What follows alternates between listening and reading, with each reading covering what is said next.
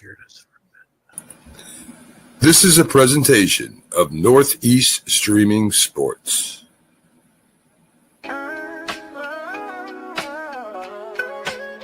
Yeah, yo, it's game time, ain't no messing around. Huddle Sports Network, the best in town. From NFL rumors to the latest trends, we got all your sports, just tune in, my friends. Catch us on Roku, Fire Stick, take your pick. Facebook, YouTube, where the action's slick. Daily shows that drop like a bomb. From 10 to 11, it's Ken and Ken, stay calm. Huddle up, catch the vibe, feel the rush. Get your news, get your fills in the clutch. Over 27 podcasts, we breaking it down. Join the team, Huddle Sports, wear the crown. Live every weekday, it's how we roll. Lions Talk with Jeremy B, we taking a stroll. From 11 to 12, don't miss a beat. We break down the game, make the info sweet. The Daily Huddle Podcast, noon to 1. CST Zone, we're just having fun. Toss your doubts, we bring the facts. Tune into the...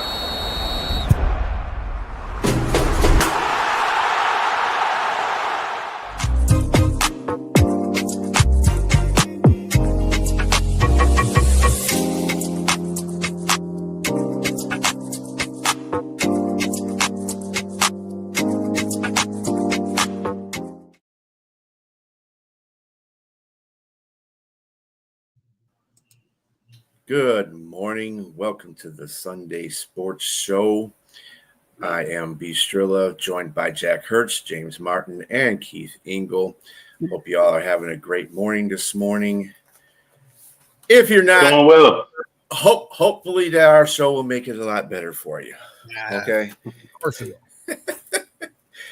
will. The first thing, I'm just gonna ring out some stuff that I've had over the past couple of days as far as sports news is Aaron Judge has been placed on a 10-day injured list.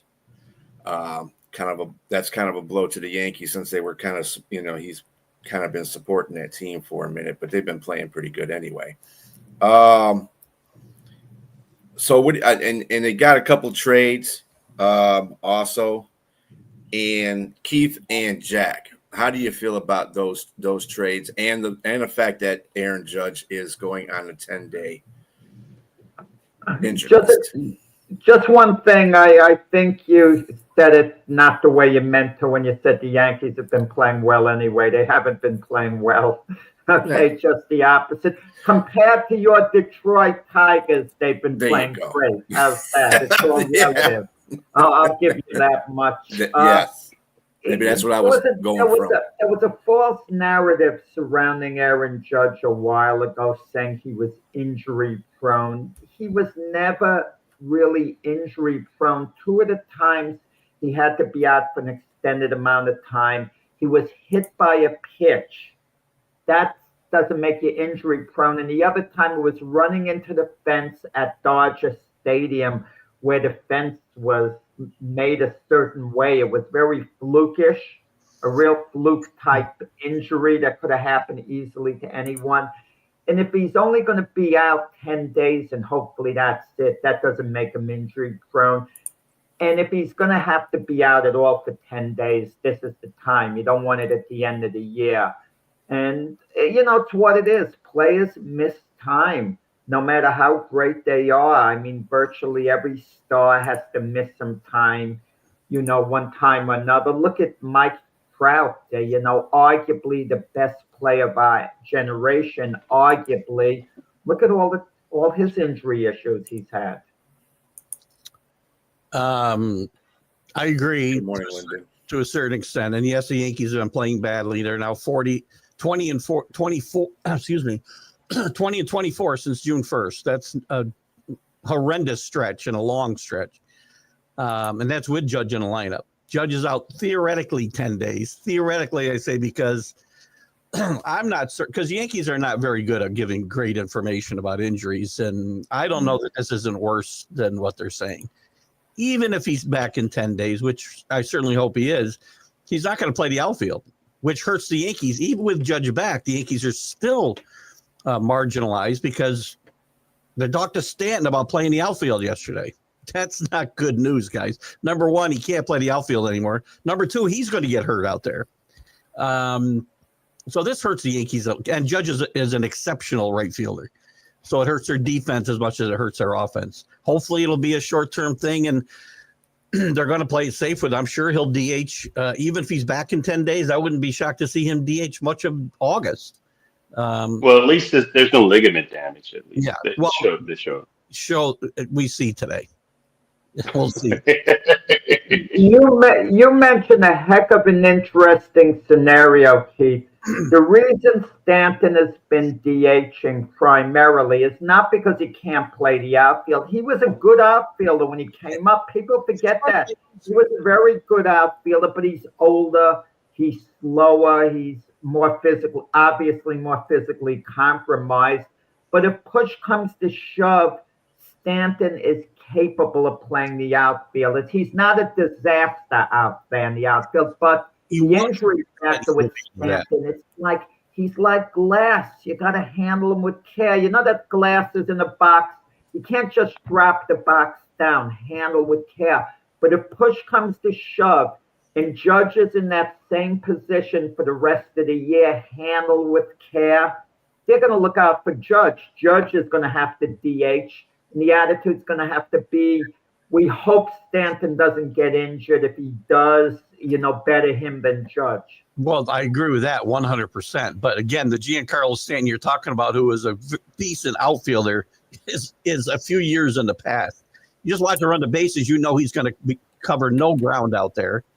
And they're going to be compromised. And I wonder how much they'll even play him out there. They may be in the market for another outfielder now. I think they might have been anyway, a right-handed hitting outfielder. I think Rosario, he played mostly second and third this year, but I think he's played some outfield. You might see him in the outfield a little bit. And we haven't talked yet about McMahon. He may platoon at third base with McMahon, I think, as well. And the McMahon trade I like because Jack and I talked about it Friday. This team isn't good enough to say we're all in and start trading a bunch of your top prospects for short-term rentals and players that may not work out. So I like the McMahon trade because you don't give up much to get it. I think he's got some pop. He's going to hit, 220 or 230. He hasn't hit well out of Colorado, but again, that could change when you're not playing there every day. I like the trade. He's decent defensively, so I like the trade there a lot. And I like the Rosario move as well because we've given up nothing and we've added depth to this team, which wasn't great to start with. So the Judge news is the big news, and we got to keep an eye on it these next 10 days and make sure it's not a tear or anything. Because if it's an elbow tear, he's done for the year. He's not going to hit or do anything. Well, the Yankees' problem has been bullpen depth. I mean, the bullpen has really been atrocious during this bad run. Friday, they blew up. Warren pitched good again Friday night, I thought. It's decent and not great, right? But enough to win the game. The bullpen just imploded. And yesterday, Stroman imploded. So they got to play better than this. They're not. Here's the other thing. Not playing good against good teams. They're not beating good teams at all. So this is concerning. And I know Jack thinks that I get down on the Yankees, but I do only for good reason. It isn't like I'm a lunatic most of the time. Well, speaking of getting down on your team, I mean, right now the Toronto Blue Jays have the best record in the league. They just completed they've won 3 or 4 games against the Tigers this weekend. The slumping Tigers, might I add. So Toronto's like sitting high and mighty right now. Best record in baseball all of a sudden. They flew the Tigers and the Dodgers, who both went in a slump at the same time, basically. Mm-hmm. And the Blue Jays we've seen this from the Blue Jays before, though. Again, the postseason is what separates everybody. They're going to go to the postseason. Right now, I would think if you looked at the numbers, and they do these daily, right, your percentage odds that you'll make it to the playoffs. I guarantee it's way ahead of the Yankees right now. But they got to win when they get there. And I've never been a big fan of Schneider. I read an article yesterday about him where he thinks he's grown and learned from his mistakes. And maybe that's true, because you do learn. And I was very harsh on him. I thought he would have got fired here a couple of years ago, quite frankly. But they're playing well. And we talked about it here. They play good baseball. Them and the Cubs are the two teams I see. I'm sure there's a couple others that just put the ball in play and make you play defense. And, they don't give up. Sure, they're going to strike out some, but they don't strike out 12 and 14 times a game and give away 6 or 8 extra outs. They don't do it. They make you play the game of baseball for 9 innings. I like that approach that they have, and they've done very well with it. Yeah, speaking of your New York teams, the New York Mets have won 6 in a row. Playing well.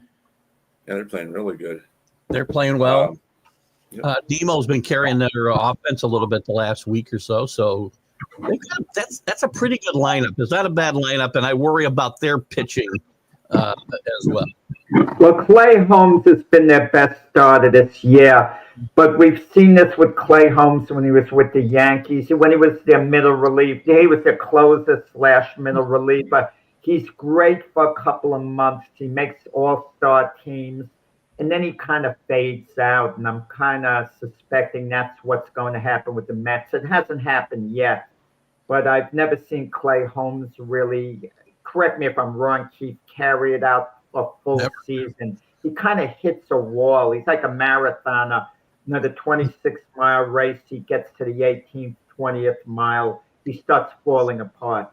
You're 100% right. I can't dispute that at all. If that was with the Yankees, it was always a reliever and mostly their closer. He'd lose that job here and there.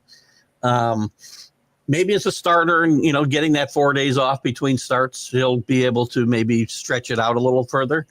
I think before the break, he'd already started to slow down a little bit and lose some of that effectiveness, but we'll see. He's made, all in all, he's made a interesting transition. He was a starter, became a reliever, back to starter. He's also seeing these teams for second, third time in some cases, and that has an effect as well. But he's pitched well. Mets are playing good baseball. I think pretty good fundamental baseball. I think they probably have a few holes they want to fill. I keep hearing, although Suarez, I keep hearing the Cubs more than anybody, but the Mets are in that conversation because Vientos has been just horrendous at third base this year. The problem if they get Suarez from Arizona to play third base, he's a rental. He's going to be a free agent at the end of the year. Yeah. So what do you give up for a guy like that? Do you give up a high-end prospect? I mean, it's very touchy. You better be all in for this year if you're going to give something. If you don't even have him the full year, you're just having him a couple of months and then hope he carries you through in the playoffs. That was my argument with the Yankees. I didn't want to get him in and give up a major prospect for somebody they may or may not sign. You saw what they did with Soto, and fine, they were all in trying to win last year, and they almost did. But this year's team, I don't think they went to the World Series. It was a good deal for Soto with the Yankees. And they got Todd Grisham besides who's helping them this year, who's the starter. I think Jack just expects me to disagree with him because they went to the World Series. It paid off the deal. They didn't give up any high-end prospects, the Yankees, to get Soto. They didn't give up Michael King in that trade? Michael King was good. Yeah, I'm to be corrected. Michael King was good, but it was worth making the deal for what Soto produced for them to help them get there. I 100% agree. I can't believe we're sitting here arguing about on the same side here, Jack. Yes, that was a good deal. But to both our points about the Yankees, or at least my point, I don't know if the Mets are good enough to say, I want to go all in. Because that pitching staff would scare me in the postseason if I'm the Mets, having some of the guys I got to throw out there in a 3-game and then a 5 or 7-game series. So I don't know. They got to make that decision. And again, it might be a conversation with the guy. If things work out here, are you willing to stay? Will you listen to, coming back? It's tough with these expiring term contracts, but teams for years, Yankees included, for years didn't care about giving up the prospects for that 3 months, so I wouldn't do it. Cubs are a story, by the way. Cubs are, I think, because they are all in, I think they're the team to get Suarez. I think they'll give up more than anybody else. Yeah, they're talking about the Tigers are talking about getting him too. Well, that was a rumor. Yeah. They might be another one. Tigers really wanted Alex Bregman in the offseason, and he signed with the Red Sox. Yeah, that's old news. We don't care anymore. We got plenty of prospects to give up. That's for sure. Our farm system is really good. So I don't know what they're going to do. If they hold tight and they don't do anything, You still could sorry, see Jack. Well, you rated the New York market, Javier Baez, Gleyber Torres, in the infield for the Tigers, and it's worked out. Mm-hmm. Yeah. And they actually, Baez was actually starting to play at his top where he was supposed to be playing at, and Torres is breaking out, so that's good. We just right now I can't tell you anything because they're not doing anything. The pitching's not there, especially the mid relief pitching to the closing pitching is terrible right now. And we had a last night it was Skubal on the mound, and he pitched a really good 6 innings. And then once we put our middle relief in there, it was over. Toronto just teed off on him. So I don't know what to say right now. Hinch has got to get those guys going. I don't know if they lost their mojo and they need to go find it somewhere. Something's going on with them, but hopefully they rebound. Carpenter's getting ready to do a rehab stint. Isn't he to come back? I think He should be coming back. Yeah. Yeah. Or maybe he's maybe he's doing rehab. Start. Yeah, he is. Yeah, he's in rehab. He's getting ready to come back though. Yeah. I mean, I hope something happens where they start, because the next series they have is Houston, and they haven't had really good luck with Houston this season when they were playing good. So they really need to get this stuff going. Anyway, there was a little bit of boxing going on. I know Jack went to. You said you went to Madison Square I went to Garden last night? Madison Square Garden. You're thinking of the show in your area in Detroit. No. I was just saying. I was just, No, it's just fine. put you in there. Fine. And Clarissa Shields in Detroit. Clarissa Shields outpointed Lonnie Daniels on Saturday night, successfully defending all her belts. Shields improves to 17-0, and they fought at Little Caesars Arena in Detroit. In the main event, Daniels was dancing and shuffling along the ropes for a couple of rounds, trying to stay away from Shields, and that didn't work too much, because then Shields got unleashed on her the next couple of rounds, and it was pretty much over with for Daniels at that point. This is on a cusp of course, her talking about fighting Leah Ali. So I mean, it's a stupid fight on Layla Ali. Two miserable personalities. Shields more so. Layla Ali, there's a condescending nature about her, and she's been off forever, and she's lived off her dad's name. She's a good fighter. Layla Ali was a good fighter, but no more than a good fighter. Nothing exceptional about her at all. Clarissa Shields is a heck of a fighter. I got to give her due. I mean, but she's had no real competition. Her personality leaves a ton to be desired. Really, I mean, she makes Angel Reese likable, Clarissa Shields, okay? I should ought to tell you something. but maybe she'll mature to a point. It doesn't mean she's a bad person. It's just the nature of, certain athletes, how they come off. Okay, it doesn't mean it's necessarily the real them. But she's a terrific fighter, Clarissa Shields, and and there's no real competition out there for her. Why else would they put Layla Ali out there? At least the notion that they should fight. I mean, this sounds like something they're pulling a page out of the Jake Paul book to try to get a little bit of notoriety or just attention towards them. It's just, that doesn't seem too good. I mean, and she's putting 15 million up. Her and her team are putting 15 million. I thought it was 50, but it's 15. And that Layla just, I'll be honest with you, she probably should just be quiet at this point. You're 47 years old. I was going to say, way over the hill. She was fighting 25 years ago. She's got to be patient. Yeah, no, you know how it got started. Layla Ali was part of the commentary team on Netflix for the recent third fight between Katie Taylor and Amanda Serrano. And that was a great matchup. That was a valid matchup.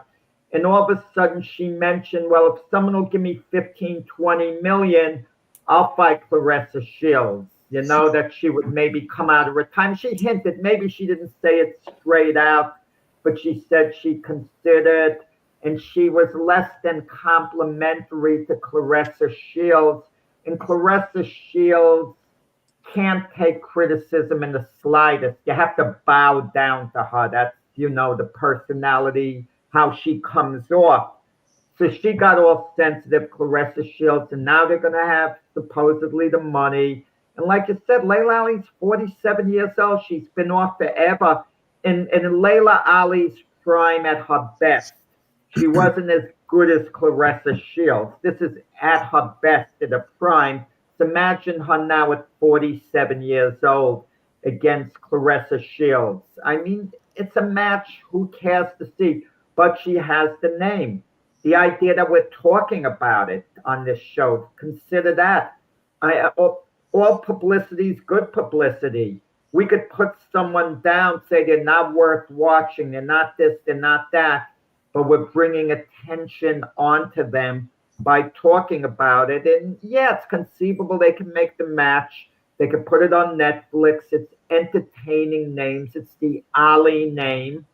Okay, so, you know, we would go with it. And I certainly wouldn't spend a penny to see it on pay-per-view, but if it's on Netflix or something that I'm already a subscriber, yeah, I'll watch it then. Frank's going to buy the fight. We'll go to his house. Frank prefers, yeah, oh, Frank's addicted, yeah. Let me ask this question real quick, guys. I heard Layla Ali say that she thought that Clarissa Shields is a good fighter, but she's definitely not a good boxer. I mean, so is there a distinct difference, Jack? I mean, so she said there's a lot of different things that she doesn't have that she would beat her because she's seen how she fights. The reason why she's not knocking anybody out with her size. I mean, is there truth to that? Yeah, that's one thing I can't figure out, because Clarissa Shields puts her punches together real well, but her opponents always seem to last the distance. So I could never figure that out. I don't know why, but she's so technically sound, Clarissa Shields, you know, especially for women's boxing. Women's boxing's come a long way in that they're so much technically better than they were years ago, like during the time when Christy Martin was fighting. The style, they would be, I don't want to say amateurish, but they wouldn't be a finished product, okay? They wouldn't show years of training and experience the way they do today. So female boxing definitely has improved a lot. But Clarissa Shields, you know, she was an Olympian. She's been at it a long time. And they haven't quite gotten her the right opponents because they haven't been there for her to fight. But Layla Ali's the name she could make money with. Look, Clarissa Shields tried to MMA. She had to leave boxing. Imagine that. Imagine any Terrence Crawford who wrestled imagine him at one point, he had to leave boxing and he entered MMA because, you know, the money wasn't there and he wanted opportunity or whatever. So, but Clarissa Shields wins yesterday. She's from Detroit. I mean, great. She's earned a big fight. I'm not going to begrudge her that. She's earned the chance to make good money. She's stuck with it long enough. And I really do wish her well in that regard, but she's got to act a bit more humble. You know, she can't, you know, you can't turn people off in your personality where they just couldn't care less whether they see you or not. She's a boxer. Yeah. Yeah, but there's a certain way to act to a degree. I mean, you take, like, you're talking about boxing, takes who I consider a great fighter, Shakur Stevenson. I would love to have the opportunity to sit down with Shakur Stevenson on a personal level, okay? He seems like a pleasant guy. He seems to have a decent heart, but the way he acts, if you criticize him as a boxer, he'll take it personal. For example, if you say he's the second best fighter in his weight class, or you say his opponent is going to give him a hard fight, and then if he wins easily, he gives you the finger and says F you to you, like he takes it personal, like you've insulted him on a personal level. And you can't be objective. Like if I picked an opponent of his in the future to beat him and then he wins the fight, rather than be humble, he's going to give me probably one of these FUs, and I don't want to talk to you. You didn't believe in me. Oh, gotcha. He did that after his interview. He gave after he won his last fight, against William Cepeda. He looked great doing it. And he won the way I thought he would. They're interviewing him afterwards, but because some people thought Cepeda would give him a tough fight, and because they thought Shakur Stevenson didn't stay in the pocket enough and exchange punches, they felt that way going into the fight. He stayed in the pocket. He fought in a more style-friendly manner. And then he's interviewed and he's giving the finger and saying, that's my message to all of you, F you. I got you. Come on. I totally understand that. There's a way to say I told you so without being harsh or being totally upset about it. Because you can tell somebody like that, you see, you didn't believe in me, but look what I did tonight. It's a way to do it. But I mean, F you. Yeah, I don't want to talk to you. That's just pretty. that's pretty Jack.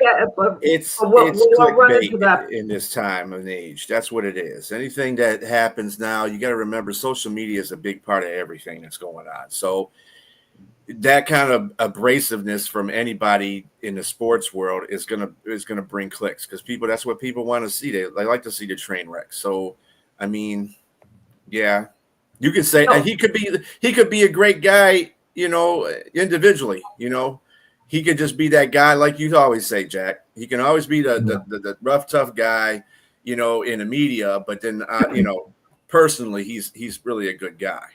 So, know that. Yeah, well, I remember what someone once told me about Zab Judah. They told me, someone who was close to him said he's a hoodlum wannabe, but he can't become one because he's too nice of a guy. And I witnessed it. Zab Judah's a sweetheart, but he had that mannerism where he wanted to be like, if you said something to him, he was ready to have a go at it, supposedly. But he had a heart of gold. He's really a good guy, and he's conducted himself as such over the years. Because I know maybe that was just for show. He was on the ring apron yelling and cursing at someone on the ring apron. And then one of the security guards lost his balance a little, and Zab held him up, and Zab was so gentle, wanting to be sure the guy was okay. And he's a good person, Zab Judah. But that's what someone had told me about him. He's ready to have this go, supposedly, but he's not really that way at all. I want to reel it back just a couple of minutes, because I did forget this one topic from baseball. Never in baseball's 150-year history has a player finished a game with at least 6 hits, 6 runs, and 8 RBIs until Nick Kurtz did. The rookie, as a matter of fact. Are you guys impressed by that? I mean, I'm pretty impressed by that. I'm not impressed at all. What? Come on, you're being like Mac now. I mean, Mac would have said something like that, my buddy. Are you impressed? 4 homers in a game. I mean, come on. It's not the record, Jack. The record is what Brian just laid out. That's never been done in 150 years. That's impressive. That's impressive. I don't care. Of course it's impressive. I'm being sarcastic. Are we ever going to see, guys, of all the baseball records, the one that surprises me that hasn't been broken, no one's ever hit 5 homers in a game. You would think it would happen one time. And Aaron Judge came so close to it, more than people realized earlier this year. He had 3 homers in a game. And its other 2 at-bats. Another ball hit the fence for double, which could have been a 4th homer. And then the last time he was up, the Yankees were so far ahead, they had a position player lobbing the ball to him, and he hit the ball on the warning track. So those two swings, the one that hit the wall and the position player where he hit the ball to the warning track, had those been homers, that would have been a major league record. First time in history, 5 homers in a game. Impressive. Shoulda, coulda. Yeah. But Nick Kurtz did it. He hit 4 home runs and had 8 RBIs. So I mean, and it's first time in 150 years, and that's a long time. I mean, baseball has been around for a while, so that's pretty good. First rookie with a 4 home run game too. Yeah, yeah. Do you guys think there should be some asterisks next to old-time records? For example, Cy Young 511 wins. That's got to be tainted because how does a guy get a legitimate 511 wins? Shouldn't certain records be within distance where there's a possibility they could be caught? I mean, I know it's opening up a Pandora's box by saying asterisks next to records. Some like Will Chamberlain's 100 points a game, no asterisk. A player's capable of getting 100 points. It might never be done, but there's always a possibility a player gets a hot hand, like when Kobe Bryant got 81 points. But certain records are so ridiculously far out, like 511 wins. It's like, come on. I got to run, but no asterisks on anything, please. I hate asterisks in any sport. I mean, Yes. They are what they are. So we can argue about that one tomorrow, Jack. I'd be happy to. So, guys, I got to run. Have a great Sunday. All right, Keith. You too, man. Bye, guys. I know James. See it, Keith. I know James is into certain records that go over my head with I don't really follow, like yardage, Dan Marino, this and that, and I guess that's a valid record. Those are valid records, but they're kind of like deceiving. It's not deceiving at all. It's out in front of you. I mean, since you mentioned it, Dan Marino, and you really just opened Pandora's box because I love these types of things. But 5,000 yards, again, you got to speak on it in full context. Defenses were allowed to do a lot more at that time, and there was nobody. If you threw for 4,000 yards, it was impressive back then. He threw for 5,000 yards in the 16 game season, and it had never been done. And afterwards, it had never been done until Drew Brees in 2008. 2008. That's a long time. I think, what was it, 84, 85 that he had that season? So it's just phenomenal. So I just think that since the record has changed, everybody started doing it. I mean, and not only that, let's just look at guys who would be deemed mediocre as quarterbacks. They looked a lot better because they were able to do a lot more. So guys that that are in the Pro Bowl, you're looking like, man, if we kept the record or the rules the same way, you wouldn't be deemed as like the quarterback that you are, or you wouldn't pile these numbers up, because it's easy to pile up numbers now because defenses are kind of handicapped with what they can do defensively, especially at the defensive back position. But yeah, that record, if you look at it in its full context and just dissect it, I think what Dan Marino did was highly impressive, and it still is to this day. Yeah, and I mean, it's highly impressive. Look, I was a big Dan Marino fan, like my co-host on Glove Fist, Frank Laterzo. He's a big Miami Dolphin fan, and he surprised me a little. I think, Brian, you may have been listening to this. He was talking a little before the show. He kind of hinted, as much as he loved Dan Marino, it was maybe a tiny bit overrated, only because of the way he performed in big games. And it got me thinking, is that unfair, what Frank said? It's a team game, I understand, but there were a number of big games he really came up empty in. And I'm talking during his prime. Yeah, I mean, Cy Young, going back to the Cy Young thing, you got to remember he played for 21 years. From 1890 to 1911. So he played for 21 years. You can occur a 511. If you're that good of a player, you can occur 511 wins. So I don't call that diminished. Who is in maybe it's second place? Wait. Who is in second place? of wins. Yeah, no one's at 400 even. Mm-mm. But a lot of those players that had played 150 wins ahead of everyone, and it wasn't because he was so great. Well, I mean, It wasn't like he's in a class of himself.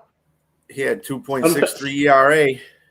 Yeah, sometimes guys are in the class of themselves. I mean, Kareem Abdul-Jabbar held that 38,000 points for a long time, but then catchable. I understand what you're saying. It's the record, at least Jabbar's record's catchable. LeBron, when he retires, LeBron James might play a few more years. Okay, I think we all agree on that. Let's say LeBron James can play 4 more years at a high level, which is possible, guys. It's conceivable.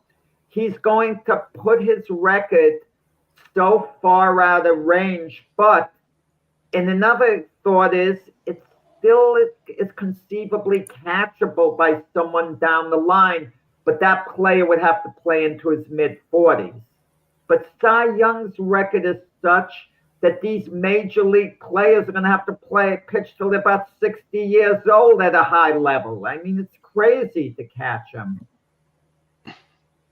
Well, I mean, maybe 55. They're going to have to, win 18, 20 games every year till age 55. It just doesn't make sense. The closest person to him is Walter Johnson. He had 417 wins. As far as people that's almost 100 away. Yeah. And the next guy closest to Johnson would be what? Could you tell me? Grover Cleveland Alexander, 373. He's tied with Christy Mathewson. Okay, you see how we're going down. And these guys, we're talking about guys who pitched in the 1930s who are closest to him. But I'm okay with that record, 373, whatever. I'm okay with that because that's catchable at least. It's going to, odds on no one is going to catch it. Joe DiMaggio's 56 game hitting streak is catchable. I mean, no one has done it since he said it in 1941, but it's conceivable a guy could catch it. Let me ask you, Will Chamberlain's 100 points. Do you think someone is going to ever get it? What's more likely? That's a debate question, James. Remind me of that. What record is, we'll talk about it maybe next Saturday. What record is more likely to be broken? Joe DiMaggio's 56 game hitting streak or Will Chamberlain's 100 points in a game?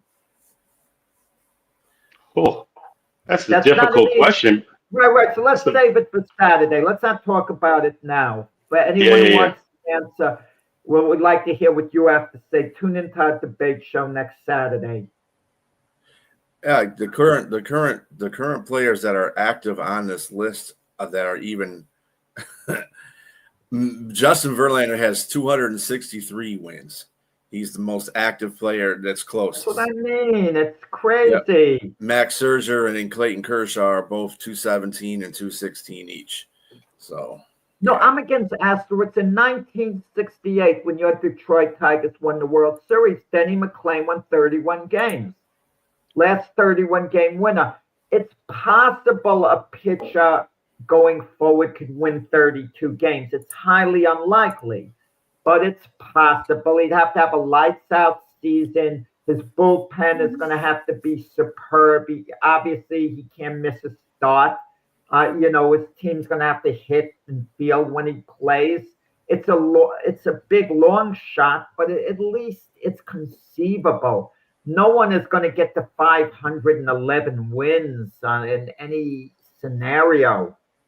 If something's out of reach, though, it's not that player's fault that I think that you were saying he wasn't, what was special about him I guess longevity to maybe coupled with some luck, depends on your teams and you have these wins.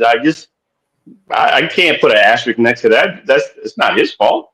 Well, he did it in a dead ball era, too. Yeah, I know what you're saying, but I'm just thinking like when you mean maybe the birth of baseball. That's basically. Listen, Babe Ruth 1890 is. Well, then you would have to challenge Will Chamberlain too if you're going to go that direction, because so a lot of people think he played with a whole bunch of plumbers, and not only that, consider so somebody his size, that was unheard of at that time to have. I mean, now you got 7-footers everywhere, and the basketball and the athleticism has changed too as well, to where everybody is a little different. But I'm not taking anything away from Will. You shouldn't at all. That's my point. Is that it's just different. I mean, so you can't really. You can't put an asterisk. When something was done, it was unheard of. When something like that was done, it was just unheard of. So you got to give those people their due. And so Cy Young is the same way. If it's 5'11", it's just what it is, 5'11", which is remarkable. Like you said, the next guy is almost nearly 100 less than he is. So you know what gets me? I love that term. It's not coming from you. I know you're talking about other people, James. They say, oh, he played against a bunch of plumbers during that time. That's how the guys played. Now, Will Chamberlain was part of the 71-72 Lakers. I think it was 71-72, that I'm now the year off, who have the longest winning streak in NBA history and considered a great, great legendary team. But of course, he played against plumbers.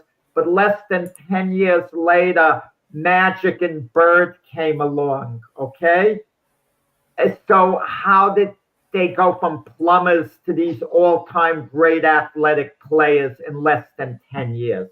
Give me a break. no, I agree with you. And I agree. Muhammad Ali won this world title in 1964.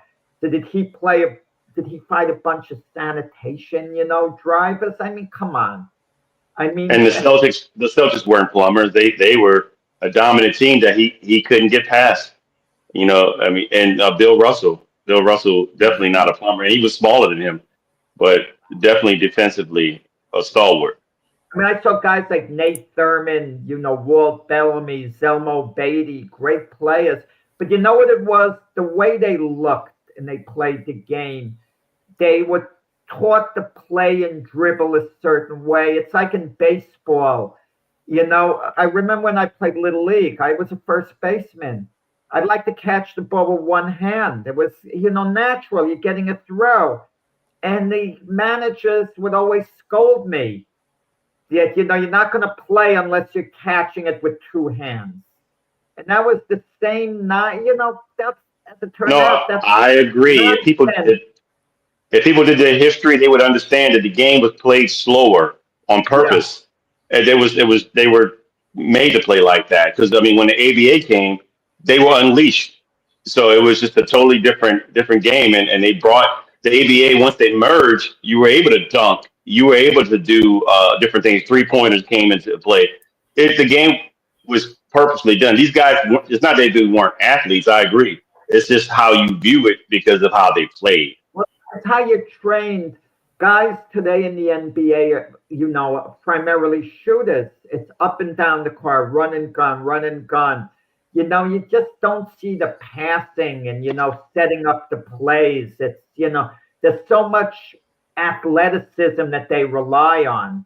I mean, and that's how they're brought up as kids from elementary school, junior high school, the style of play that they adapt. But listen, you got some great shooters today, like Steph Curry and, who's legendary. Who's the greatest shooter of all time, you think? Look, Steph would be up there. I mean, Reggie Miller, Ray Allen. I'd say Larry Bird's in there in that mix. It's hard to really just say somebody. It's just too many. Because if you put Steph in there, it's mainly that's what he's known for. I would be when you were talking about greatest shooter. It's just even KD. I could put Kevin Durant in that mix, but I like Steph Curry, but I think he kind of ruined the game because he told little guys that they can go out there and shoot half-court threes all the time, and it seems like that ruined it a little bit for me, in my opinion. And I think he's one of the greatest shooters of all time, but everybody can't do that. Now everybody's just jacking up threes, and the game has changed. I think it's taken a little bit away from the game, like you said. No one like what's refreshing to see someone like Shea Gilgeous-Alexander is to live and die by mid range, or Kawhi Leonard. These guys live and die by mid range shooting, and I love that because I mean this is what you saw with Jordan, you saw with other guys, Isaiah. You saw these guys didn't jack up threes because they weren't allowed to. Yeah, we were talking about earlier the sensitivity of athletes, and can you imagine we had a show in the Bay Area and Steph Curry and members of his family heard James say Steph Curry may have ruined the game with how he played, and they have that as a headline, and then it takes off into something big, and then you're trying to explain it. That's the sensitivity that we're living in with these athletes today. It's insane. I can't really blame Steph Curry for that either. That's got to grow through coaching, growing through other players too that are being coached. It's the coaches out there. If they see that and they see a guy shoot a couple of 3-pointers and get hot with it, and it'd be like, yeah, well then you could do this and you can do that. And they change their whole offense up to what Steph Curry's offense of prowess is, and then everybody's starting to do it. So it's Steph Curry is just doing what Steph Curry does. That's what he is. Don't blame him for changing the way basketball is played. Blame everybody else down the line that keeps doing that when you can't do what Steph Curry does. It's like Michael Jordan. You can't do half the stuff Michael Jordan does. So don't go out there and try to be Michael Jordan. Go out there and be you. And that's the problem with these coaches and with these owners. They want everything to be, oh, well, we got to play like Steph Curry. No, the heck you don't. You don't. Just play within yourself and within the team scheme. That's it. And that's what's gotten away. Now everybody wants to do that. So that's the way the game shifted. It's gonna be bad in about 10 years. They're just not even gonna have interior players. Just gonna have players. They're taking up shots. But Oh my goodness. anyway, getting into some football. Go ahead, Jack. You were about to say something? Oh. No, I wasn't, but I was thinking this is the last show we're having in July on Sundays. So our next Sunday show's August, and that's kind of in a way like the opening of the football season. That's our preseason on the show, and I'm sure Sundays are going to really be dominated by football, unless there's some major news that comes in another sport for us to mention. It's the storylines in football is something to look forward to. But one thing I'll say about football now, everyone is optimistic at this point in the season, and there are going to be some really bad teams out there. But of course, to our way of thinking, we're all optimistic how they might do, how they might surprise us, and but there's going to be some big disappointments, and we have to have the guts when we put down our predictions to be bold who's going to win, who's going to be bad. But it's so hard to be decisive in preseason predictions because we try to be optimistic with every team, even James with his New Orleans Saints. I was waiting. You're predictable, Jack. Jack, you're becoming predictable. Now making waves nationally. Spencer Rattler and Tyler Slower, however you say his name. That is not, shock. Okay, we hear about all these quarterback battles, but no one even pays attention to the Saints quarterback battle. Who the heck is going to start? I think it's Rattler. Right now, Spencer Rattler has the lead right now. He looks the most comfortable out of all three quarterbacks because obviously they're allowing Jake Hayner to get some of the reps with the ones as well.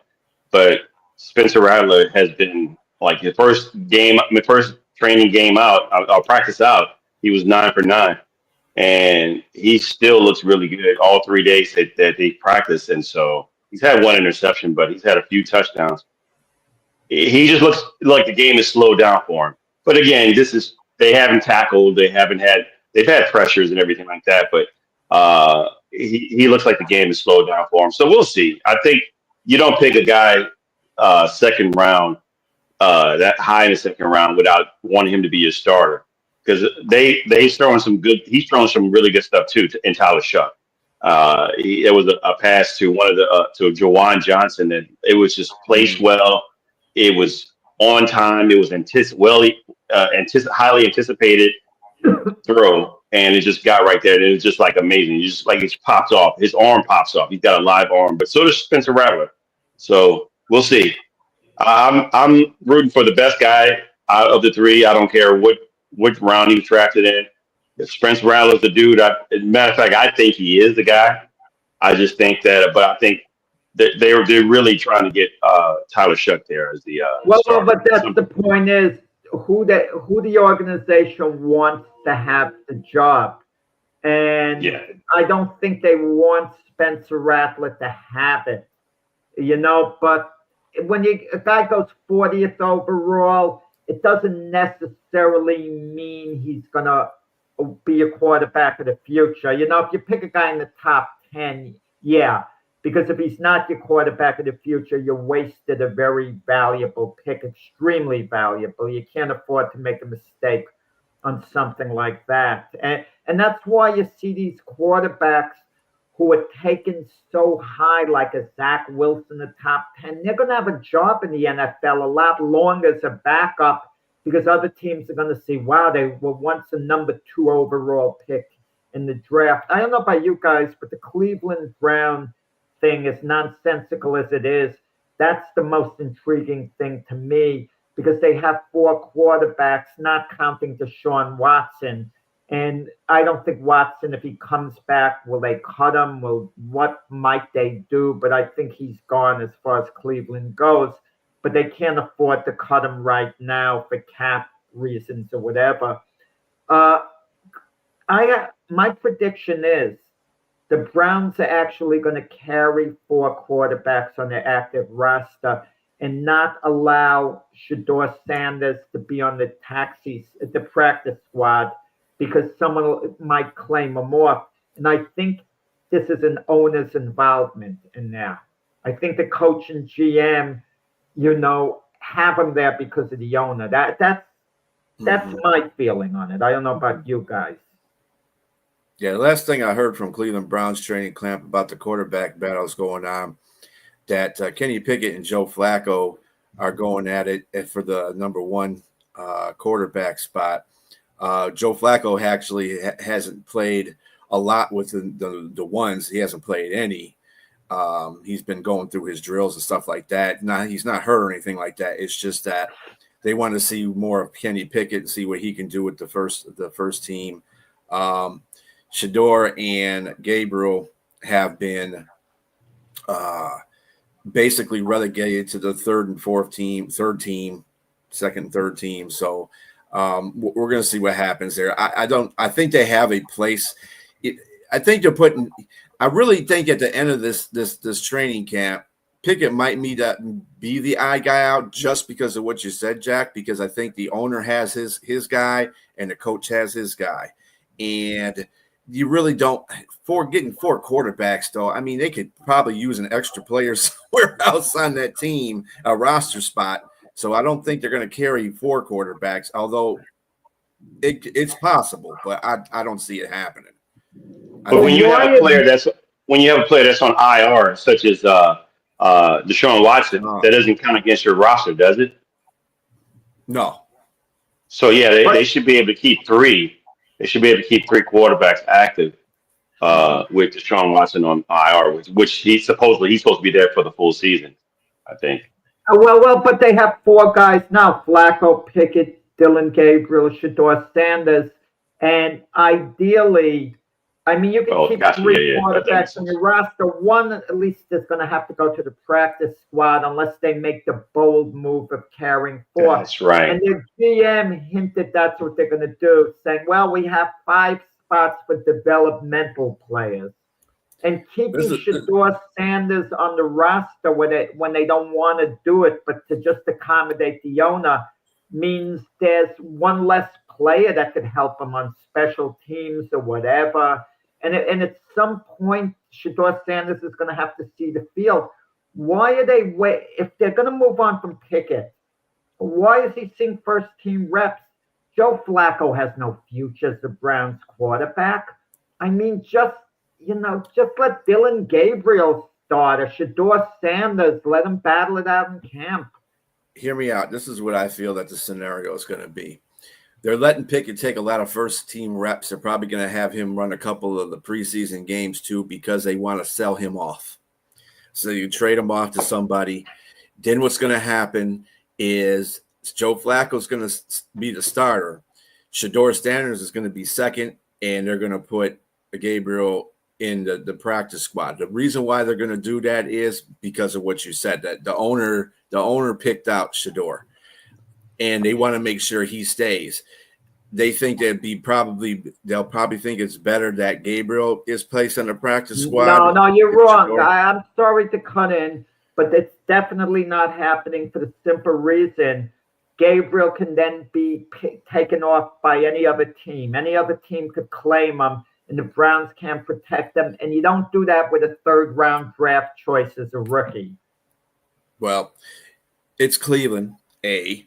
B. So you're going to put Pickett. You're going to put Pickett in a practice squad. So he gets picked off without any compensation. That he is the second best guy on that. I mean, you would think he's the second best guy at quarterback right now, besides Flacco.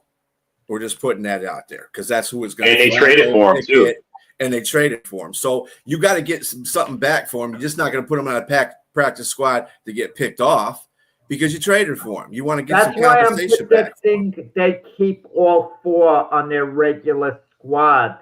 I know it's wild. It doesn't make sense. I agree with you completely. But that's what I think they're going to do so they don't lose one of them. I don't think you're allowed to do that, though. I don't think you're allowed. You can only keep 3. It used to be only you can keep 2 on the active roster, but they changed the rules to 3. You can't keep 4. They're not going to allow that. Well, why not?